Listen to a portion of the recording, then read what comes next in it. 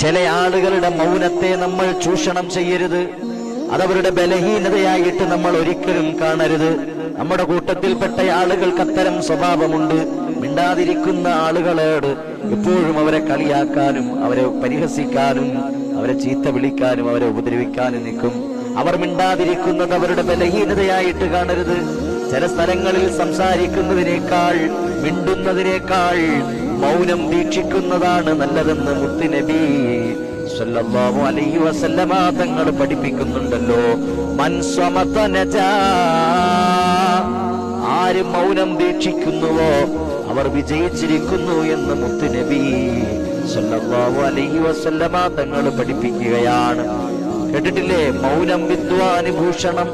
മൗനം വീക്ഷിക്കുന്നത് അത് നല്ലതാണ്. അത് വിജയികളുടെ ലക്ഷണമാണ്, വിവേകികളുടെ ലക്ഷണമാണ്. അതുകൊണ്ട് മിണ്ടാതിരിക്കുന്നു എന്ന് കരുതി അവരെ ഉപദ്രവിക്കാൻ, അവരെ വേദനിപ്പിക്കാൻ, അവരെ പരിഹസിക്കാൻ നമ്മൾ നിൽക്കരുത്. അവരുടെ ബലഹീനതയായിട്ട് നമ്മൾ ഒരിക്കലും കാണരുത്.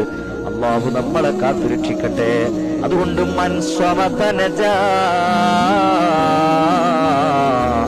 ആരും മൗനം വീക്ഷിക്കുന്നുവോ അവർ വിജയിച്ചിരിക്കുന്നു എന്ന് മുത്തുനബി സല്ലല്ലാഹു അലൈഹി വസല്ലം